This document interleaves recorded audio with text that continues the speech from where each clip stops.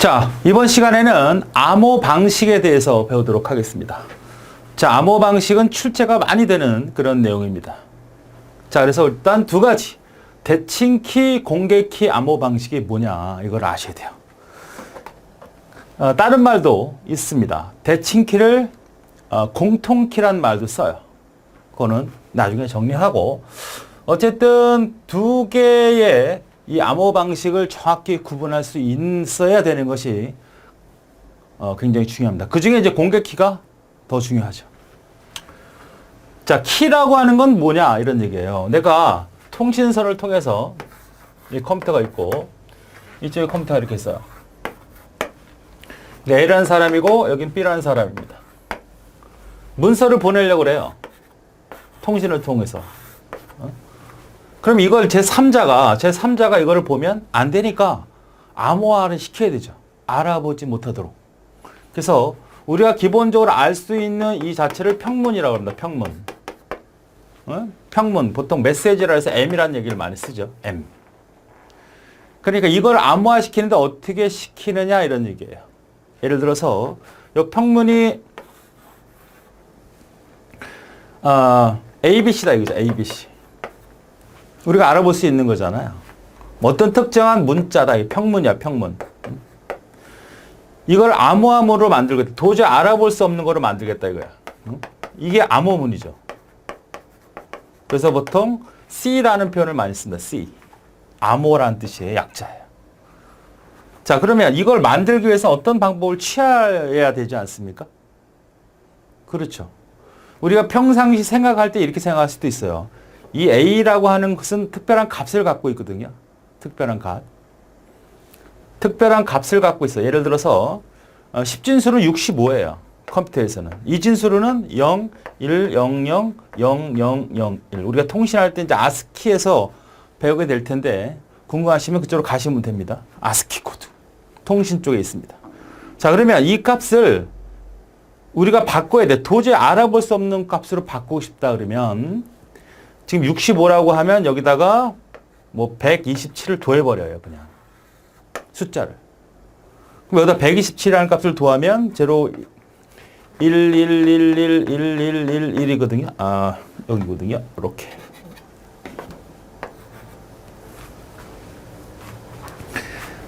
자, 이런 값을 더해버리면 전혀 엉뚱한 값이 나오죠. 이것은 뭔지 몰라요. 특수기가 될 수도 있을 거고, 어떤 값이 새로운 어떤 도저히 알아볼 수 없는 형태로 바뀌어 버립니다. 그럼 예를 들어서 별표로 바뀌었다. 또 두 번째 거는 B를 했더니 이번에는 뭐 네모로 바뀌었다. C를 했더니 C 값을 이것도 더했더니 127을 더했더니 이번에는 동그라미로 바뀌었다. 이렇게 도저히 알 수 없는 거로 변환시킵니다. 그러니까 이거 우리가 알 수 있는 문자를 도저히 알 수 없는 문자로 보면 이걸 누가 가져가도 누가 열어봐도 제3자가 열어봐도 이걸 도저히 알아볼 수 없도록 해주는 걸 우리가 암호화한다 그래요. 그래서 이게 암호화 과정이고 요게 암호문이고 요 127이 바로 뭐다? 암호화 시킬 때 암호화 키가 되는 거야. 키. 그러니까 내가 보낼 때 이 A라는 사람과 B라는 사람은 어떻게 주면 될까요? 프로그램으로 나는 평문에다가 문자 하나하나를 다 127이라는 값을 더해서 보낼 거야. 그럼 얘는 받을 때 거꾸로 127을 빼서 변환할 수 있으면 되잖아. 그러니까 얘는 보낼 때 뭘로 보내? 문자 하나를 플러스해서 127을 더하는 거로 하고, 얘는 127을 그걸 빼면 보낼 때 더한 게 빠지니까 원래 모습으로 들어오겠죠? 그래서 이 127이 바로 암호화 키가 되는 겁니다. 이해되십니까? 그래서 대칭키라고 하는 거는 뭐냐? 이 127과 이 127이 여기는 뭘 했어요? 암호화했죠. 암호화. 암호화. 암호화는 E라고 씁니다. E. 엔코더라는 말을 쓰죠. 엔코더. 암호화시키고 이거는 복호화시키는 거잖아. 복호화. 그죠? D라고 얘기해. D. 그래서 암호화시키고 복호화시키는 이 키가 서로 같은 게 바로 뭐다? 대칭키 암호화예요. 대칭이라는 말은 똑같다는 얘기입니다. 다르지 않고 비대칭이 서로 다른 거잖아요. 그러니까 대칭키는 서로 키가 같아. 얘도 127도 알고 얘도 127을 알아. 그럼 더해주고 빼주면 되고, 더할 때는 인코딩 하는 거니까 암호화 시키는 거고, 통신선을 통해서 그 메시지를 보내요. 그러면 암호문으로 바뀌었어요? 그걸 다시 원래 해독을 해주잖아. 그러니까 암호문과 복호문이 사용이 되고, 거기 사용되는 키는 동일하게 사용한다. 그러니까 이 대칭 키는 가장 핵심이 뭐다? 암호화 시킬 때, 암호화 키하고, 그 다음에 복호화 키가 서로 같다는 겁니다. 요게 가장 대표적인 알고리즘이 DES라고 하는 거예요. 알고리즘 있어요. DES. DS. 뭐 자세히 들여다볼 필요는 없고, DS는 이렇게 처리해 주는 것 중에 가장 대표적인 알고리즘이구나. 이렇게 생각하시면 됩니다. 자, 그래서 이걸 우리가 좀 어렵게 표현할 수 있는 게 아니라 수식으로 정리를 해보면 이렇게 할 수 있죠. 자, 어떤 평문이 있는데, 이 평문 M이에요. 그죠? 평문을 엔코딩 합니다. 근데 어떤 거로 해요? 키로 합니다. 키. 이걸 우리가 엔코딩이라고 할 수 있죠. 평문을 키로 이 127로 도하든 빼든 어쨌든 그 방식이 있겠죠. 서로 약속을 하면 되는 거니까 얘가 빼고 도할 수도 있는 거야. 도하고 뺄 수도 있고. 정하기 나름이죠. 너랑 나랑 사용을 할 때. 그래서 이게 만들어지기 뭐가 만들어져? C가 만들어지죠. 그럼 C를 전송했어. 그럼 C를 가지고 다시 뭘 해줘요? 복호화 키를 써서 다시 디코딩을 하면 뭐가 나온다는 거예요? 바로 원래 평문이 나온다는 얘기죠. 그래서 이러한 과정에서 봤을 때 요 키하고 요 키는 서로 같다. 평문을 우리가 알아볼 수 있는 평문을 127이라는 키 암호화 시키는 거죠. 암호화 시켜서 C라는 뭘 만들어낸 거야? 암호문을 만들어낸 거라고. 이 암호문을 암호문을 어떻게 돼? 통신선을 통해서 전송을 했어요. 그러면 이 암호문을 키가 받았어. 그래서 키를 가지고 다시 데코딩, 복호화 시키면 원래 평문이 된다. 여기 이제 암호화 과정이에요. 복호화 과정입니다. 자, 그러면 이거 가지고 왜 또 공개키라는 게 등장이 됐느냐? 이런 경우가 발생할 수 있거든요. 자, 그럼 이 3자가 이 127과 127을 알고 있다면 문제가 커지죠.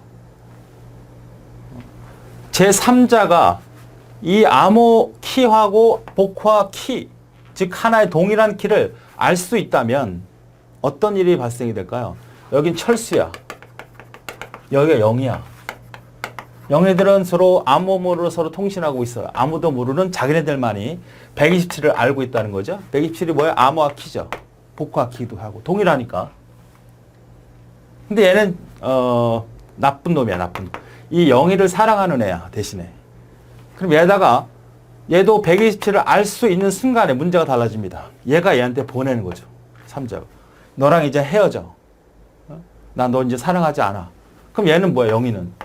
정말 철수가 나한테 그런 메시지를 보냈나 확인할 수 있겠죠. 그렇게 믿어버리겠죠. 왜? 이 비밀번호는 자기네들끼리만 아는 건데 제 3자가 알 거라고 생각하지 못하고 있다면 이 127에서 암호문을 보냈다면 얘는 누구한테 보낸 거라고 보는 거예요? 철수가 나한테 보낸 거로 생각하는 거라고. 무슨 말인지 알겠죠? 이런 불상사 때문에 어떻게 하자? 키를 다르게 가져가자. 키를. 암호화 키를 복호화를 서로 다르게 가져가자. 가장 대표적인 알고리즘이 RSA라고 하는 겁니다. 키를 다르게 가져간다. 키를. 그러니까 이거는 어떤 거냐면 우리 집 대문 있잖아. 대문.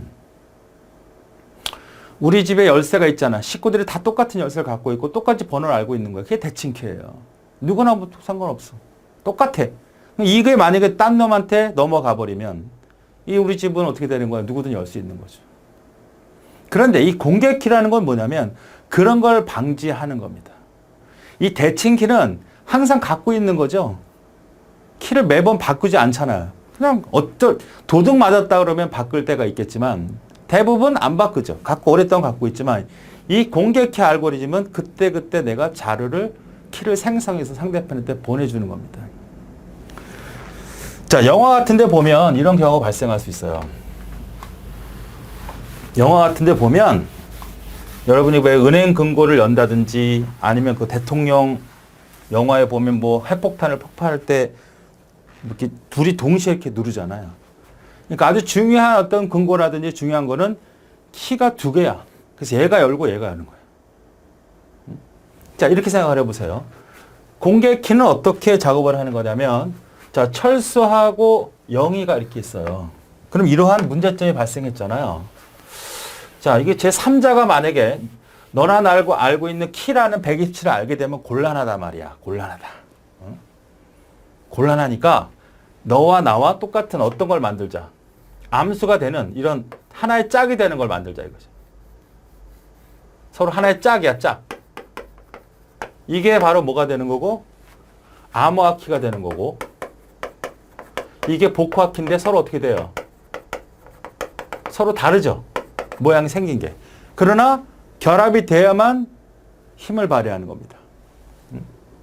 그럼 자, 얘가 이렇게 되는 거예요. 영희가 쟤한테 메시지를 받고 싶어요. 그러면 기존의 대칭 키처럼 하나의 키를 늘 갖고 있던 게 아니라 키를 생성합니다.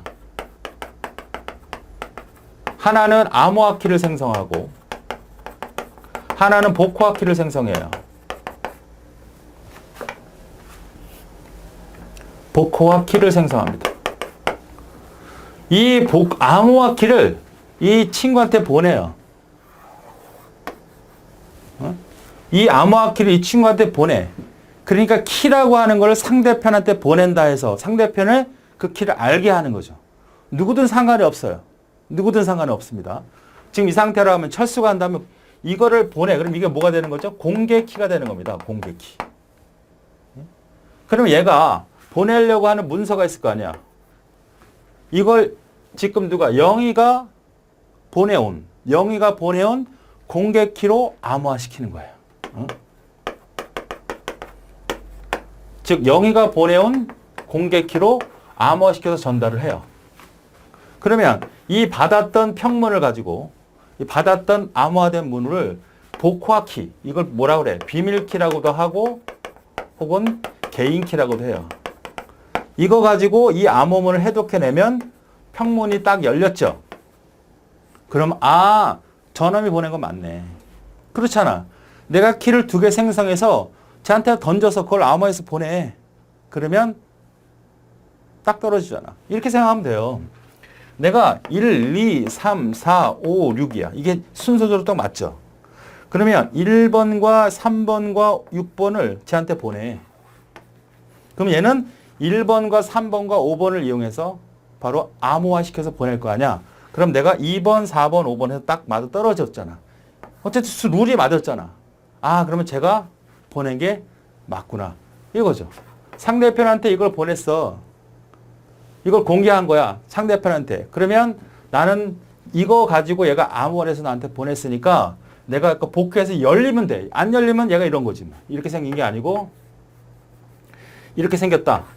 그럼 분명 내가 생성한 키가 아니니까 받을 수가 없을 거 아닙니까? 그럼 제가 보낸 게 아니라고. 이렇게 증명하는 거예요. 무슨 말인지 알겠죠? 자, 그래서 철수하고 영희가 있었을 때 공개키 방식은 키가 2개 생성이 된다. 그죠? 키가 2개 생성하는데 상대편한테 메시지를 받으려면 얘가 공개키 1로 전달을 해. 그리고 누구 키에? 키 생성은 누가 있어? 얘가 수신자죠. 얘가 송신자가 되는 거죠. 그죠? 얘가 송신자가 되는 거잖아. 그러면 이 송신자인 철수는 어떻게 주는 거야? 수신자의 공개키로 암호화시키는 거죠. 요 내용을 잘 해석할 수 있어야 됩니다. 그러니까 근본적으로 이해를 하지 않으면 이렇게 꽈놓기 때문에 헷갈릴 수 있어요. 자, 지금 이거는 뭐냐면 첫 번째, 공개키를 암호화하는 방식은 문서를 암호화시킬 때예요. 문서, 즉 M을 암호화시킬 때. 지금 이 방식입니다. 자, 두 번째는 전자서명으로 쓸 수 있습니다. 전자서명. 인터넷상에서 전자서명이라는 게 있어요. 여러분 은행 거래할 때 필수적입니다. 그다 사인한다는 게 아니고 이 공개키 알고리즘 갖고 하는 거예요. 자, 지금 이걸 잘 이해해야 됩니다. 첫 번째 걸 잘 이해해야 돼요. 이건 문서를 암호화시키는 거죠. 그럼 영희는 야, 너 나한테 문서를 보낼 거잖아. 그죠? 문서를 나한테 보낼 거지? 그럼 내가 키를 2개 생성해서 너한테 안에 보낼게. 그걸 암호화시켜서 보내. 그럼 네가 보낸 거에 내가 열려야 네가 보낸 걸 확신할 수 있으니까. 이게 첫 번째 메시지를 볼 때. 전자서명은 반대입니다. 반대. 자, 요건 요거고. 전자서명은 어떤 거냐면 반대로 이 철수가 정말 사인한 게 맞냐. 철수가 키 생산을 해요. 암호화 키하고 암호화 키. 그 다음에 복호화 키를 생성합니다. 그럼 이 암호화 키하고 복호화 키 생산한데 철수가 자기가 암호화하는 거는 이거는 바로 비밀 키로 해. 비밀 키. 개인 키로 하는 거죠. 이거는 공개를 합니다. 다르죠? 반대로 됐잖아. 첫 번째 경우는 이거예요. 키를 누가 생성했어? 수신측이 생성해서 이렇게 처리했죠. 암호할 때는 상대편한테 보내서 받는 거지. 전자서명은 어떻게 돼? 철수가 보냈잖아. 비밀키가 있죠. 바뀌었잖아. 자, 내가 어떤 사인을 한다는 얘기는 나만이 알고 있는 사인을 누가 대신해 주는 건 안 되잖아. 그러니까 나만이 아는 사인 가지고 그 문서에다 사인을 합니다. 그리고 받는 사람이 어떻게 될까요? 복호화 키로 딱 열어봤더니 저 사람 게 분명하구나. 이렇게 알 수 있다는 거죠. 헷갈리면 안 됩니다. 두 가지를 잘 구분하셔야 돼요. 자, 공개 키는 키를 2개 생성하는 것이다. 공개를 하는데 어떨 때는 암호화 키를 공개하고 어떨 때는 복호화 키를 공개하는 겁니다. 물론 비밀 키나 개인 키는 자기밖에 모르는 거죠. 문서를 암호화시켜서 받을 때는 문서를 그냥 암호화해서 받을 때는 암호화 키를 공개 키로 만들고 내가 서명을 한다는 건 내가 암호화시키는 거니까 지금 암호하는 건 나만이 알고 있는 걸 갖고 넘겨놓으면 이 받았던 공개 측에서 정말 저놈이구나 알 수 있는 거죠. 이게 은행 거래죠.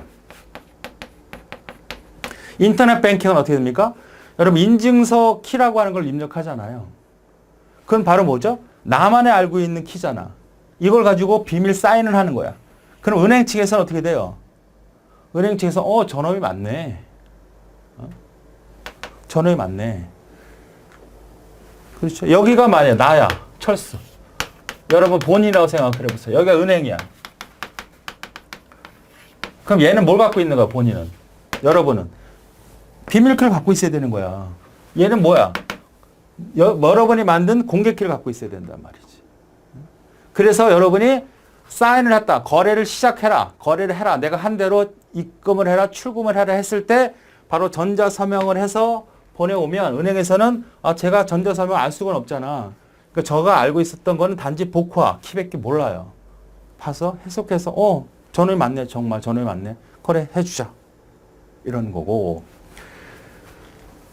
메시지를 보낼 때는 전자서명 개념이 아니잖아요. 그냥 문서 하나를 암호화시켜서 보내겠다고 하는 거니까 네가 누가 하든 내가 보낸 놈이 몇 명이든 상관없잖아. A, B, C, D 이런 경우도 있잖아요. 암호화 키 같은 경우는 지금 이거는 어때요? 자, 대칭키를 생각을 해보자고. 대칭키. 대칭키는 만약에 사람 수가 n명이면 키의 개수는 어떻게 되냐면 2의 n에다가 n-1개예요. 그러나 공개 키 방식은 n명이면 2의 n입니다. 기억해 주셔야 됩니다.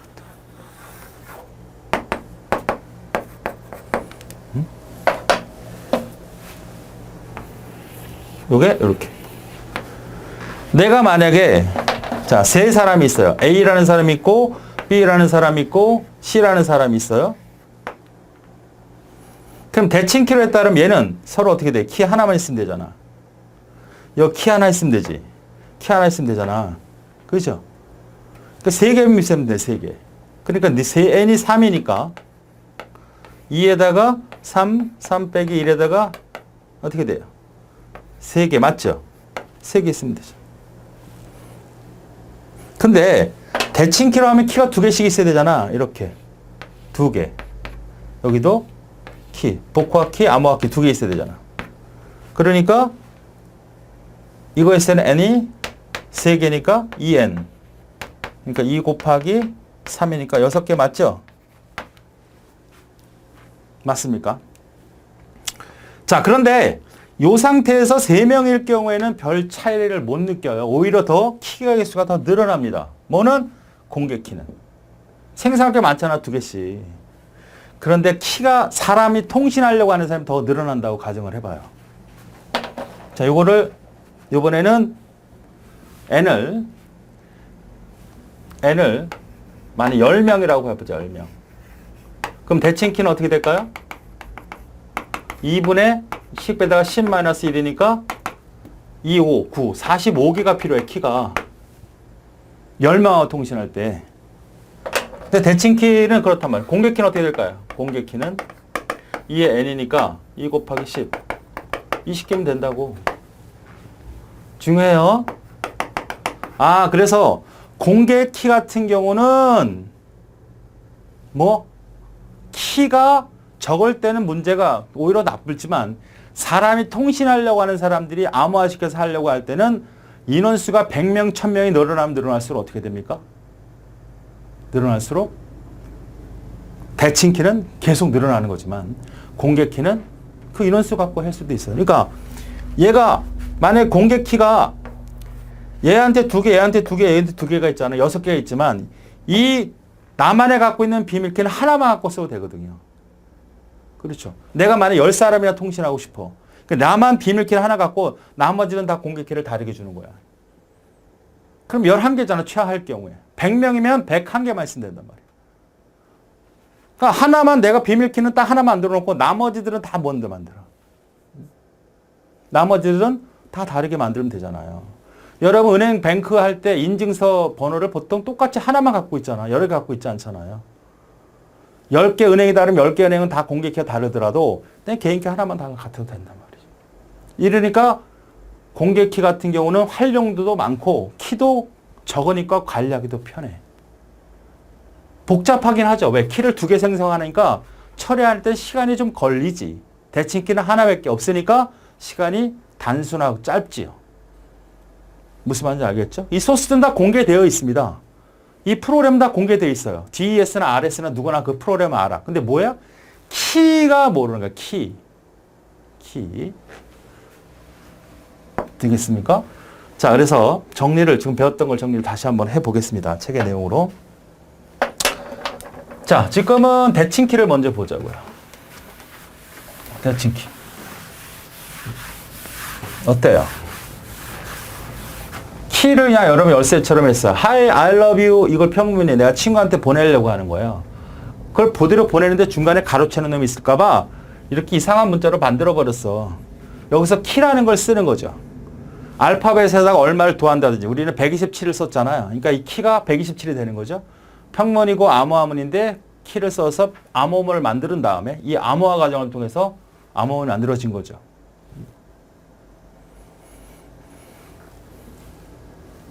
맞습니까? 그래서 전달을 해요.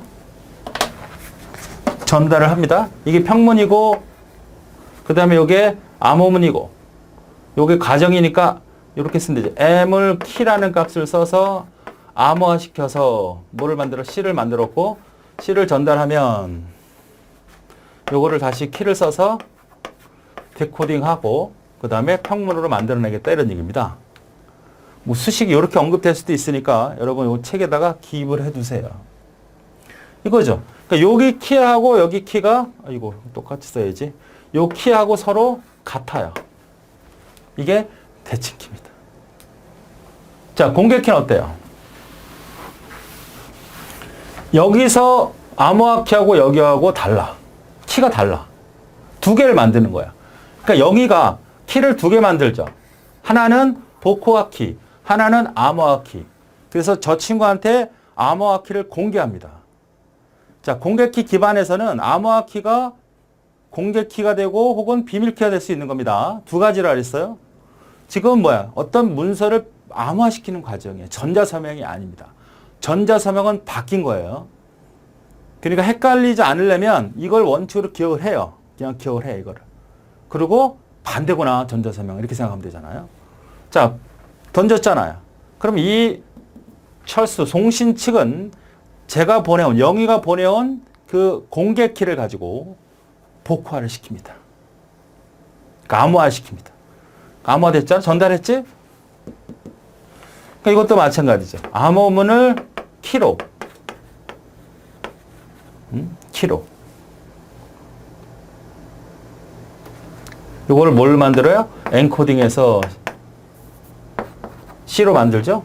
C로 전달을 하면 C는 키를 써서 바로 디코딩 한 다음에 평문을 만들어내는데 요 키는 뭐가 되는 거야? 요 키는 이 상태는 공개 키가 되는 거고 공개한 거고 이거는 뭐가 되는 거예요? 나만이 갖고 있는 비밀 키가 되는 거죠. 기밀 키 혹은 개인 키. 이해되십니까? 키를 2개 생성하다. 그러니까 키를 2개 생성하니까 그만큼 시간이 많이 걸리고 복잡하지만 활용하는 부분은 되게 좋다. 내가 저놈한테 메시지를 받고 싶어. 그럼 내가 키를 생성해서 댓글 2개를 만들어서 쟤한테 공개해 주는 거야. 내가 저 은행에다가 나가 사인한 걸 보내고 싶어. 그럼 공개 키를 쟤한테 보내고 내가 사인한 걸 암호화시켜서 보낸단 말이야. 그렇죠? 자, 특징을 살펴보죠. 자, 대칭키. 암호화 키와 복화 키가 동일하다. 맞죠? 수신치가 송신하기 전에 키를 분배하고 있어야 돼. 미리 갖고 있어요. 사전에 갖고 있어야 된다고, 키가. 당장 하는 게 아니고 키를 아예 갖고 있어야 돼. 오랫동안 보관하고 있어요. 사전에 배포해야 되니까 분배하기도 어렵다는 겁니다. 키 분배가 공개 키 암호화 방식이 어렵다. 분배한다는 게 어렵다는 거는 비밀로 보장하게 할 수 있는 방법이 없다는 거야. 이거 어떻게 나누지? 어떤 룰을 갖지? 이런 방법이 좀 어렵다는 거죠. 그런데 공개 키는 어때요? 뭐 내가 하나만 갖고 있고 나머지 다 공개시켜도 된다고. 쉽다는 얘기죠. 그만큼 관리하기가. 비밀키 암호화 방식은 공개키 암호화 방식과 단순한 암호화 속도가 빠르다. 하나의 키만 생성하니까. 가장 대표적인 게 DES라 그랬어요. 이 대칭키를 비밀키 암호 방식이라도 하고요. 헷갈리면 안 됩니다. 공개키에서 키 2개 생성하는데 상대편한테 공개하는 거는 공개키, 나만이 갖고 있는 건 비밀키 혹은 개인키라 그래요. 그런데 대칭키 알고리즘에서는 어떻게 비밀키 암호화 방식이라도 한다는 얘기입니다. 그러니까 비밀키만 갖고 있는 방식이다 이런 얘기죠. 관용키 가장 일반적으로 썼다는 거. 단일키 키가 하나다. 요거만 주의하자. 요거 비밀키라고도 한다. DS 가장 대표적인 알고리즘. 그러니까 대칭키만 나왔을 때 그러니까 그때는 공개키라는 방법이 없었으니까 비밀키 알고리즘 말도 썼다는 얘기입니다. 자, 공개키 알고리즘 충분히 이해하셔야 돼요. 이건 잘 나오는 거니까 거의 나온다고 봐야 됩니다. 암호화키와 복화키가 서로 다르다. 다르죠? 암호화키와 복화 생성하여 암호화키는 공개하고 그 다음에 공과 복귀는 비밀을 보관하고 있어야 되는 건 뭐죠? 전자서명이 아니고 어떤 특정 메시지를 암호화시켜서 보낼 때 내가 받고 싶을 때 그죠?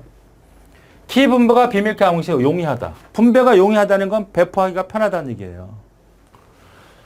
송신측은 수신측에 보내는 공개키로 평문을 암호화시켜서 전송하면 수신측은 비밀리에 갖고 있었던 자기가 영희가 비밀리에 갖고 있었던 그 내용 가지고 복화시킨다는 얘기야. 이건 지금 암호문에 해당되는 거죠. 공개키 암호화 방식은 비밀키 암호화 방식과 달리 키를 사전에 전송할 필요가 없다고. 미리 넣어줄 필요 없어. 아까처럼 내가 저놈한테 만들면 생성해서 보내면 된다고.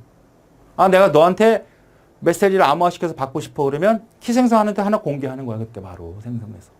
물론 안 해도 돼. 오랫동안 갖고 있는 거 갖고 해도 되지만 이 특성은 공개하지 않도록 하고 싶은 거니까. 보호하고 싶으니까 바로 생성해서 보내면 되잖아. 그죠? 불특정 다수역의 암호화 통신망을 구축할 때 좋다. 그 다음에 공개키 방식은 비밀키 혹은 대칭키 방식에 비해 복잡하고 속도가 느릴 수밖에 없죠. 키를 2개 생성하니까. 헷갈리지 마세요, 이거. 비밀키 암호 방식은 대칭키를 말하는 겁니다. 대칭키 방식. 공개키 암호 방식은 공개키를 알아도 개인키를 알아내는 것이 매우 어렵게 해야 되죠. 공개는 공개하는 거죠. 은행에다 공개할 수도 있고 철수한테도 공개할 수 있는 거니까. 그러나 나만이 갖고 있는 비밀키, 개인키는 절대 공개돼서는 안 된다. 디지털 서명, 전자서명, 그 다음에 RSA가 가장 대표적인 알고리즘이고 공개되어 있습니다. 공개되어 있지 않다 그러면 틀린 말이죠. 비대칭키, 공용키 방식이라도 한다. 공용, 여러 개 같이 쓴다라는 의미죠. 자, 대칭키 암호 방식 키 분배 어려움은 어떤 의미냐? 자, 4명이 대칭키 방식을 중요한 문서를 교환한다 그러면 A도 BCD, B도 ACD, C도 ABD, D도 ABC 각각 다른 비밀키를 갖고 있어야 돼. 그죠? 똑같은 키 갖고 있어야 되니까 이만큼의 뭐 2개나 3개면 몇 명 안 돼. 아까 얘기했던 것처럼 3개면 3명이 해. 3명. A, B, C. 3명이 한다 그러면 얘 하나씩 갖고 있으면 되잖아. 그죠? 그러니까 2분의 3 1이니까 3개잖아. 근데 이 인원수가 늘어나서 한 100명 있다고 해봐. 100명이면 100 빼기 1, 2, 50에다가 99네. 이만큼의 많이 필요하다는 얘기 아니에요. 그렇죠. 계산하기도 어렵네. 150 하나 빼니까 150에서 하나 빼면 되죠. 100 곱하기 100에서 하나 빼면 되잖아. 그죠? 즉 n이 비례하여 비밀 키수가 늘어나게 된다는 얘기예요. 비례식이라 정비례로 늘어날 수밖에 없다. 그래서 키가 많으니까 관리하기가 어렵죠. 관리병이 늘어날 수밖에 없다. 별로 쓸모도 별로 없고. 그런데 공개 키를 해보니까 A에 4명이잖아요. 4명. 똑같은 말인데 2n을 쓰게 된다면 3명일 때는 어떻게 아까처럼 공개 키는 3명이 2개가 필요하잖아. 여기도 2개 필요하죠. 여기도 2개 필요하잖아. 그러니까 6개 필요한 거 아니야. 2n이니까. 그럼 지금처럼 3개면 2 곱하기 3이니까 6개이지만 만약에 100개라면 100 곱하기 2니까 200은 된다고. 1500이야. 1500개. 아까 150이 아니라. 그렇죠? 심지어 내가 모든 사람한테는 공개고 나만 이게 나야 이게. 나만 딱 하나의 키만 갖고 있어도 돼. 얘만 다르게 하면 되잖아. 얘만 다르게 하고 얘만 다르게 하고. 은행에 10군데가 있으면 나는 개인키 하나만 갖고 하려면 돼. 인증선 코드 하나만 갖고 있으면 된다. 자, 잘 기억을 하셔야 돼요. 그래서 4명이 자신의 비밀키만 관리하면 되므로 키 분배가 용이해지고 관리 부담도 없어요. 그죠? 어차피 공개한 거는 내가 안 갖고 있어도 되는 거니까 내가 관리할 필요 없잖아. 봐도 돼, 누가. 단지 내가 갖고 있는 비밀키만이 그 공개키를 열어낼 수 있는 거죠. 그러니까 맞는 키를 하나 갖고 있으면 된다는 얘기지. 한 명의 한 쌍의 비밀 공개는 무소로 무수히 많은 사람이 공개할 수 있으므로 개수 2가지. 자, 그래서 이 공개키라고 하는 공용키라고 하는 이 공개키는 엄청나게 활용도가 많아서 이걸 활용하는 모든 기술을 우리가 공개키 기반 구조다 이렇게 얘기를 하는 거예요. PKI. PKI 그럼 뭐야? 아, 공개키를 기반으로 하는 기술들을 말하는구나. 자, 나왔던 거네요. 공개키 기반 구조는 공개키 알고리즘을 통해서 암호화나 전자 설명을 제공하는 거다. 이게 암호가 첫 번째 방식이고 이게 두 번째 방식입니다. 그렇죠? 2개의 기술을 이만 쓰고 있었잖아요. 네트워크 환경에서 보안 사항을 요구를 만족시키기 위해서 공개키 암호화 인증서를 사용하게 해준다. 인증서라고 하는 건 여러분이 암호화 인증서. 은행하고 나하고 거래할 때 인증서 필요하죠. 받아야 되거든요. 조금 이따 봅니다. 있나요? 이거 있네. 이거 제 건데. 이런 거 보시면 농협과 거래할 때 최희준, 금융결전, 발급자가 있을 거고 신용 그 다음에 만료일자가 2007년이네. 이거 보면 그럼 내가 인증서 보기를 눌러볼까요? 이런 게 나와 있잖아요. 옛날 지난 거를. 자, 버전 있고 1년 번호 있고 서명 알고리즘 있네요. RSE라는 개념을 쓰고 있고 시작 2016년 17년 발급 대상 공개키 손도장 SH 알고리즘입니다. 해시 함수라 그래요. 이렇게 되어 있는 거잖아요. 이것도 공개하면 안 돼요. 그래서 지난 거를 내가 올려놓은 겁니다. 이게 바로 인증서가 있어야 되지. 은행과 나와 개념이 없으면 서로 이런 개념이 없으면 어떻게 돼요? 누군가 대신 해줘야 될 거 아니야. 만약 너랑 나랑 할 수 있겠어요? 너랑 나랑? 그러니까 누군가 중간에 개입이 돼야 되지. 자, 계속 보죠.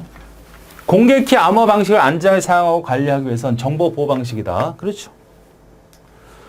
방식 인증서를 활용한 소프트웨어나 하드웨어 정책 규칙을 총칭해서 말한다.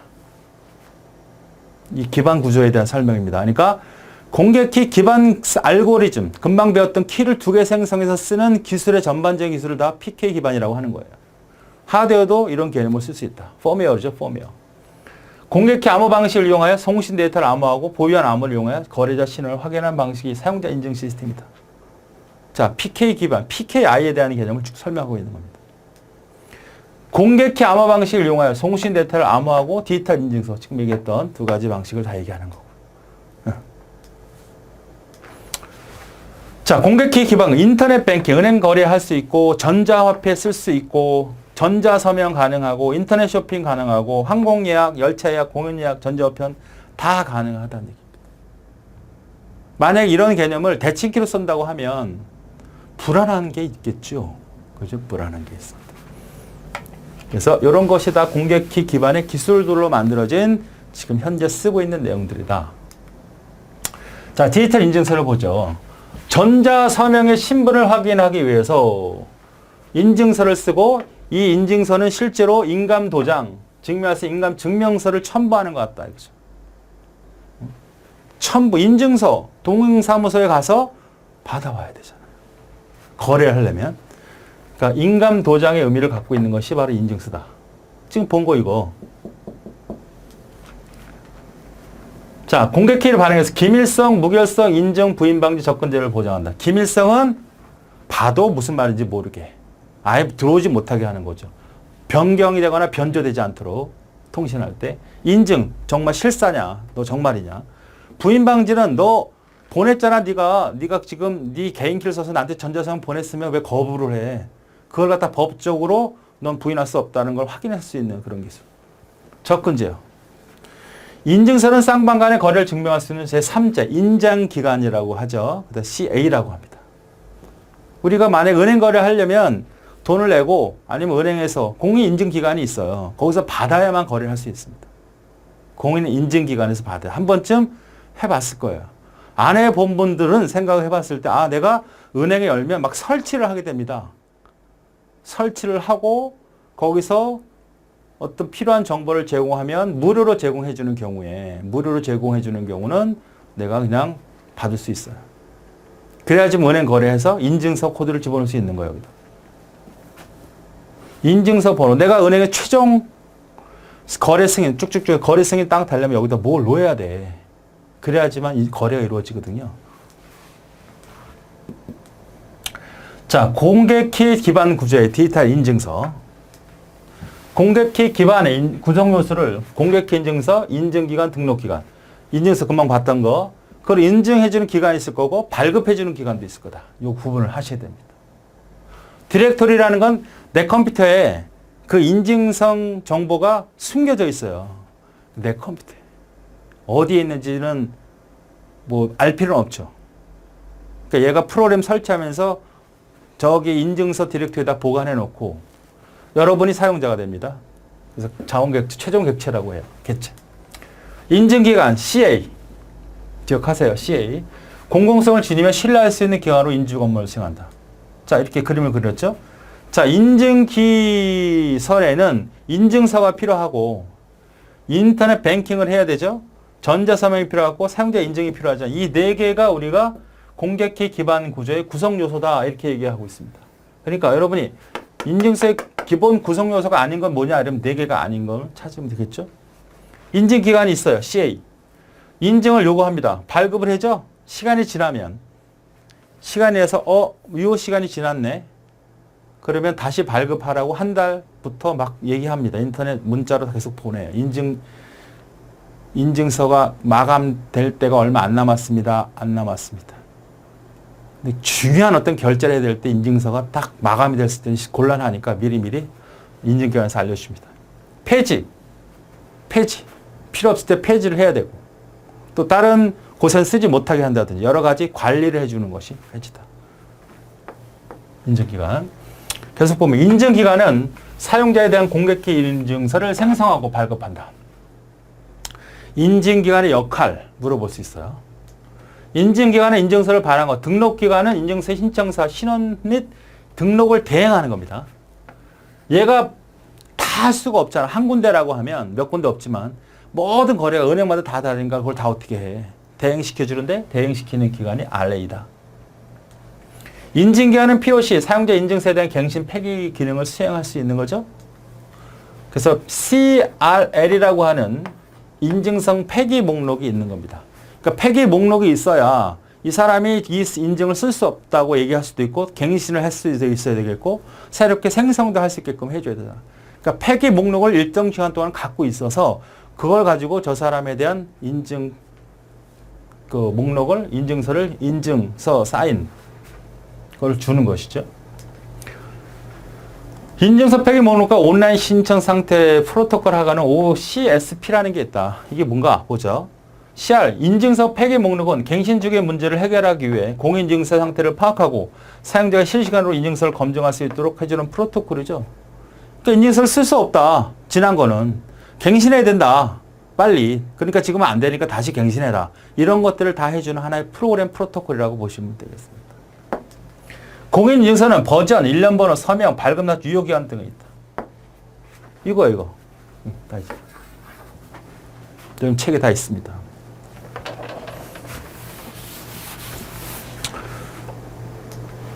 자, 그 다음 중요한 거. 공개키와 개인의 암호화 동작 관련. 그러니까 메시지를 암호화시킨다 그랬어. 메시지 암호화. 자, 요 네 가지를 잘 기억하셔야 돼요. 자, 메시지를 송신할 경우에는 수신자의 공개키를 사용한다. 자, 아까 했던 걸 볼까요? 철수, 영희가 있죠? 얘가 뭐가 돼요? 송신자죠? 얘가 수신자가 되는 거죠. 자, 메시지를 암호화시켜 받고 싶어요. 그러면 얘가 키를 생성하는데 하나는 암호화 키하고 하나는 공개키, 복호화 키를 이걸 뭐예요? 암호화 키를 공개하는 겁니다. 이거는 나만이 갖고 있는 비밀 키가 되는 거죠. 다른 말로 개인 키가 되는 거죠. 그래서 요 암호화 키를 이쪽에다 던지면 이놈이 자기가 갖고 있는 문서를 써서 나한테 전달하는 거죠. 그죠? 암호화된 메시지를 송신할 때는 수신자의 뭘 쓴다? 공개키 쓴다. 헷갈리면 안 된다는 얘기야. 그죠? 반대로 이게 첫 번째 암호하고 이번에 전자서명 한다 그래서 전자서명. 철수가 송신자죠. 여기가 은행이야, 은행. 얘 수신자죠. 그럼 얘가 키를 두 개 생성합니다.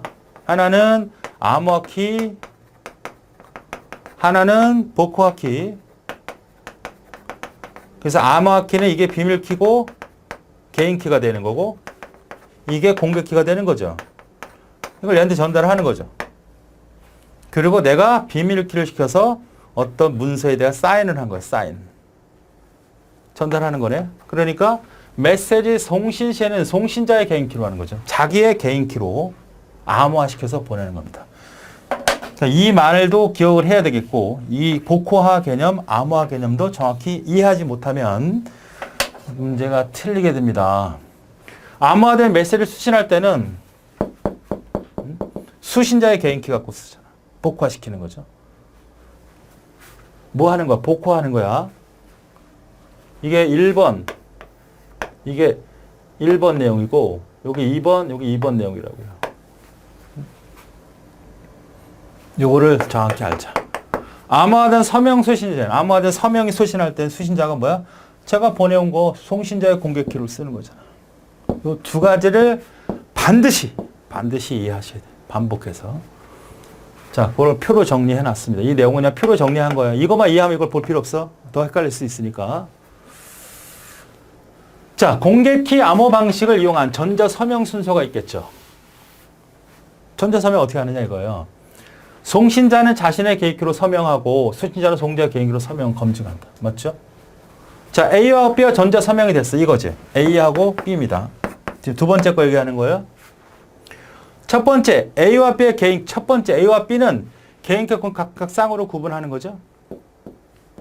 그리고 두 번째 A는 A의 개인키를 암호해서 전달을 하고 B에게 전송하면 B는 자기 게 아니고 이놈이 보내온 공개키로 해야지. 헷갈리면 안 돼. A와 B가 개인키와 공용키를 사실상 B는 할 필요가 없지만 할 수도 있는 거 아니야? 서로 주고받는 거라면 암호화를. 근데 얘는 지금 생성할 필요 없죠. 단순하게 보면 A가 개인키 공개키 쌍을 만들죠. A는 A 개인키로서 암호화시켜서 B에게 전달하면 B는 A의 공개키를 사용해서 하는 거니까 전자사명이죠. B가 생성해놓고 써먹을 수 있는 건데 왜 굳이 안 생명 안 하고 할 필요는 없어요. 근데 지금 요 A에게 B로 A가 철수가 은행과의 거래를 할 때 필요한 내용이다 그러면 B는 필요 없죠. 개인키와 공개키를 만들 필요는 없죠. 자, 전자서명은 사용자 인증. 분명히 너구나. 사인한 거니까. 변조되지 않도록 한 거고 문서가 중간 과정에서 변화가 됐으면 해독이 안 되니까. 부인 방지. 너 정말 보낸 거 아니야? 거부할 수 있어? 이건 법적으로 증명할 수 있는데? 부인 방지. 기밀성이 필요하다면 바로 별도의 암호화시켜서 전달해야 된다. 내 문서를 키를 가지고 정말 그 문서를 풀렸어. 근데 정말 볼 수도 있어. 그럼 그것도 암호화시키는 거죠. 자, 그건 뒤에 나옵니다. 메시지로부터 얻은 일정 크기의 해시값을 얻어서 서명을 한다. 해시라는 거는 해시 나중에 배우는데 나중에 배웁니다. 자료 구조 쪽에 가면 해싱 함수라는 게 있어요. 함수라는 건 이거잖아. 이렇게 쓰잖아, 우리. 이렇게 돼 있다면 이건 뭐예요? 이런 함수를 보신 적 있어요? 네. 좌표를 보면 이렇게 생긴 거잖아. 이렇게. 그죠? 기울기가 1이고 절편이 y절편이 2인 그런 상태인데 우리가 좀 쉽게 이해하면 이런 거예요. 어떤 들어오는 것이 있어요. 그럼 나가는 게 있어. x가 들어올 거 아니야. 그럼 여기다 들어온 값이 도에서 2로 빼내겠다는 거죠. x는 1도 되고 2도 되고 3도 되고 4도 되고 쭉 되고 여기는 1이 들어오면 3이 되고 2가 들어오면 4가 되는 거 아닙니까? 그래서 이걸 이렇게 표현한 거예요. 어떤 값을 집어넣으면 거기다 2를 더해서 결과를 뽑아내겠다는 거죠. 반드시 하나가 들어오면 반드시 하나가 나가야 되는. 그렇죠? 다른 놈이 들어와서도 똑같은 놈이 나올 수는 있어도 돼. 하나 들어왔을 때 다른 값 두 개 가릴 수 없다는 것이 함수의 기본 원리죠. 자, 그러면 해시 함수라는 건 뭐냐면 지금 이런 개념인데 지금 여기서 사용하는 것은 어떠한 길이를 집어넣어도 얘가 이러한 길이를 만들어도 이러한 길이를 만들어도 이러한 길이 여기가 50자야. 여기가 5자야. 여기가 170자야. 여기가 1000글자야. 그래도 똑같이 10글자로 만들어내는 그런 기능을 갖고 있는 함수가 있습니다. 그러니까 키를 어떠한 사람이 데이터를 입력해도 그걸 키를 딱 동일하게 길이를 갖게 만들어요. 그건 우리가 개인키, 공개키에서 사용되는 알고리즘에 쓰는 함수입니다. 해시 함수. 그러니까 해시라는 것은 뭐냐? 함수예요. 지금처럼 이런 개념을 갖고 있는 단순한 게 아니고 어떤 입력이 들어오면 어떤 결과를 뽑아내게끔 만든 그런 룰입니다. 룰.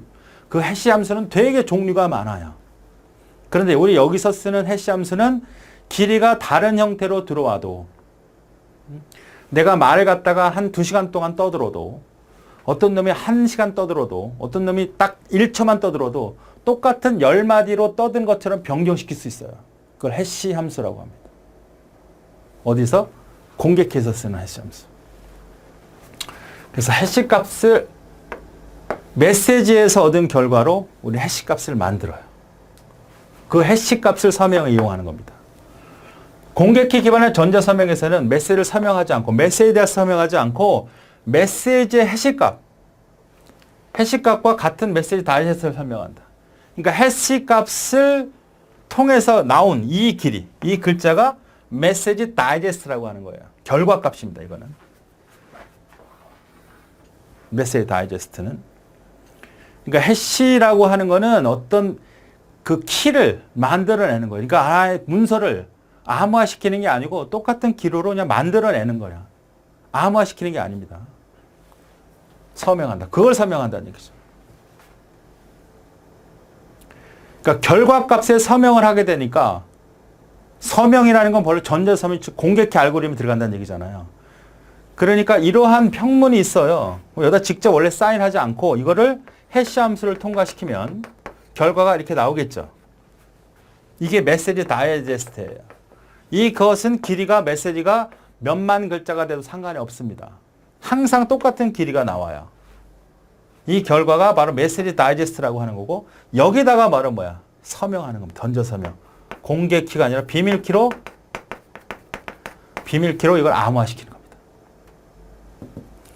메시지 다이셋은 서명하는 이유는 공개 키 암호에 따른 성능 저하를 극복하기 위한 것이다. 여기다가 직접 한다는 건 이 길이가 간단하면 모르지만 이 길이가 엄청나게 큰 용량이라면 이걸 암호화시키는 시간이 너무 많이 걸려요.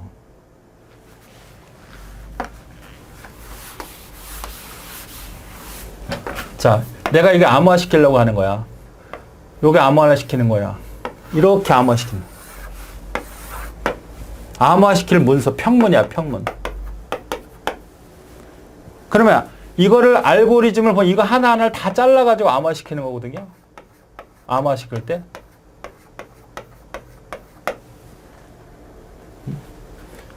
이걸 다, 얘는 짧을 수 있지만 얘는 감당을 못 하잖아. 그래서 바로 해시 함수라는 걸 만드는데 해시 함수가 이거 해시 함수라고 합시다. 이게 해시 함수라고 하면 이 길이는 똑같은 길이가 나와요. 요걸 우리가 결론 메시지 다이제스트라고 하는 거고 이 길이는 똑같으니까 어때요? 여기다가 이걸 가지고 서명해버리면 길이가 똑같으니까 아주 일이 쉽고 빨라질 거 아닙니까? 그래서 성능 저하를 위해서 말한 메시지 다이제스트에 서명한다. 자, 하이브리드는 어떤 걸까요? 하이브리드 암호 방식도 있습니다. 조합한 겁니다. 대칭키 버리지 말고 좋을 때 있어요. 대칭키도 쓰고 공개키도 쓰자. 합쳐서 쓰자. 하이브리드. 문서는 대칭키 암호 방식으로 사용하고 문서를 암호하거나 복호하는 키는 문서는 이거는 대칭키를 쓰고 대칭키를 써서 문서 암호시키고 여기 상대는 키가 있을 거 아니야. 뭐? 전자서명키. 키도 있을 거 아니야. 요거는 뭘로 해주자? 키를 생성하는 거는 공개키 암호 시스템을 사용하자는 얘기입니다. 하이브리드 암호 시스템을 사용하여 송신자, 순자 문서를 보낼 때 과정은 다음과 같이 나열할 수 있는 거예요. 키를 사용하여 문서를 암호할 때, 이 문서를 암호시킬 땐 대칭키를 쓰고 문서를 암호할 필요한 키를 암호화 키나 복호화 키를 암호화시킬 땐 공개키로 하고 나중에 다시 복호화 시켜서 받을 때는 다시 대칭키로 복호화시켜서 받는 거죠. 그러니까 키를 공개키로 하고 보내고 받으면 아무나 못 받잖아. 공개키로 주고받고 정말 정상자가 내가 받았잖아. 이제 받았으면 이것도 암호화됐네. 그때는 대칭키로 바꾸는 거야. 그러니까 너하고 나하고 문서를 받을 때는 너가 정말 보내는 것이 확실한지를 딱 본 거죠. 받았어. 잘 보냈어. 네가 보낸 거 맞네. 뭘로 한 거야? 공개키로 한 거야. 근데 딱 봤더니 이건 뭐야? 암호화돼 있네. 이건 또 암호하는 게 공개키가 아니라 이건 대칭키로 풀어내는 거죠. 자, 계속해서 서명과 기밀성을 적용한 메시지의 그림을 살펴보겠습니다. A가 B에게 공개 알고리즘을 사용하여 서명과 기밀성을 적용한 메시지를 전송하면 다음과 같다는 겁니다. 자, 서명을 하는 거는 자신이니까 자신의 기밀, 개인 키를 써야죠. 자신이 서명하는 거니까 공개 키는 남한테. 그러니까 이거를 넘겨주면 제가 서명한 거 맞구나 이런 거 알지. 그럼 얘는 A의 공개 키를 받고 서명을 확인해야 돼. 그렇죠? 근데 암호화 시킬 때는 얘가 만들어진 암호 키가 아니라 공개 키를 보내줘야지. 그래서 암호화 시켜서 얘가 받으면 자신이 갖고 있는 개인 키, 비밀 키를 가지고 해독을 하면 해독이 되겠지.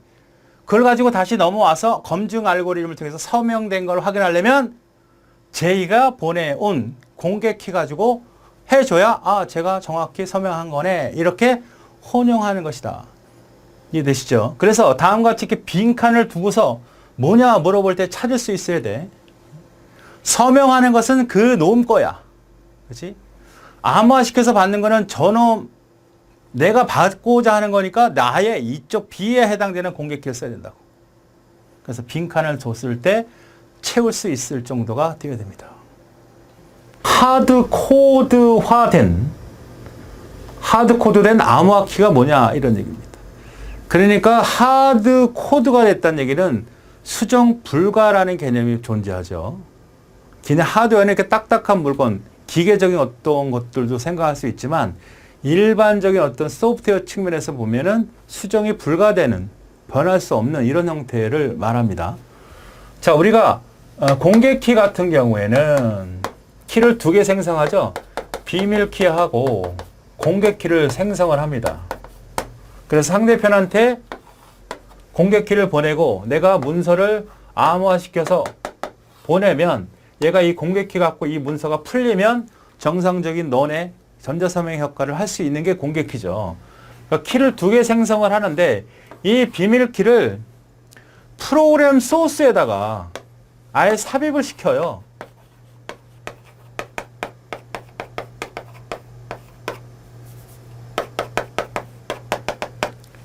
응? 그럼 이 소스로 삽입이 되면 이것이 번역이 되겠고, 번역이 되겠죠. 그래서 사용이 되겠죠. 수정할 수 없죠. 수정한다 그러면 들어가서 소스를 얻어서 해야 돼. 가변적으로 집어넣으면 좋잖아. 입력을 받아서 내가 화면에 비밀키를 집어넣으세요. 비밀키를 만들 거야. 그래서 어떤 값을 집어넣으면 여기로 들어가게 되면 되잖아. 문자를 이렇게 받더라고 합시다. 키 값을 받으면 좋잖아. 그런데 아예 갖다 심어 놓게 되면 이 문서가, 이 소스 파일이 혹은 웹페이지라고 한다면 이 소스가 공격자한테 노출이 되면, 이 소스가 노출이 되면 아무한 의미가 없어지잖아요. 이런 걸 우리가 하드 코드가 되었다 이렇게 얘기하는 겁니다. 보자고요. 암호화 키가, 여기 이제 비밀 키가, 공개 키가 다 같은 맥락입니다. 어떤 식으로도 암호할 때 키 값을 쓸 때 상수값이 존재해 암호가 사용되는 경우다. 소스에 이렇게 상수값이 들어가 있는 거야. 변수를 받으면 좋잖아. 변수로 선언해서 키에서 선언해가지고 뭐 100개 100개다 이렇게 선언해주면 되잖아. 그러면 받아서 처리하면 맨날 바뀌게 되니까 위험하다 싶으면 변경해주면 되는 거 아닙니까? 소스 파일이나 실행 파일이 유출되었을 때 암호화 키도 같이 유출되기 때문에 이게 유출이 됐다는 얘기는 이 문서는 그냥 날아가 버리는 거잖아요. 잊어버리는 거고 빼앗기는 겁니다. 암호화 키는 별도로 암호화에 저장하거나 매번 키를 입력하는, 이렇게 하란 말이야. 입력하라고. 아니면 파일로 불러오던가 따로 만들어서 소스에다 집어넣지 말라는 얘기예요. 자, 예를 들어서 이거 취약 환경 이렇게 소스를 집어넣었어요. 자바니까 public string encryption string이야. 그러니까 문자열을 암호하겠다는 함수죠. 문자를 들어왔잖아. 그래서 키하고 이걸 이제 암호화하겠다는 소스인데 의미상으로 얘기하면 이게 키예요, 키. 그리고 키가 널이 아니니까 바로 암호화시켜라는 얘기죠. 유니코드 8비트로 암호화시켜서 만들어주세요. 이런 뜻이거든요. 이게 하드 코드화된 그러한 바로 암호화 키가 됩니다.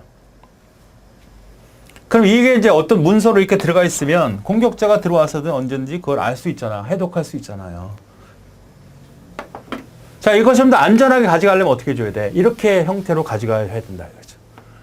그러니까 get 패스워드를 파일로 받아들이는 거네, 이거는 파일로. 그러니까 내가 이런 중요한 키 같은 경우는 어떤 특별한 파일로 보관을 해요. 그래서 암호가 필요하면 파일을 불러들인 거잖아. 가져와, 일로 가져와서 키를 이용해.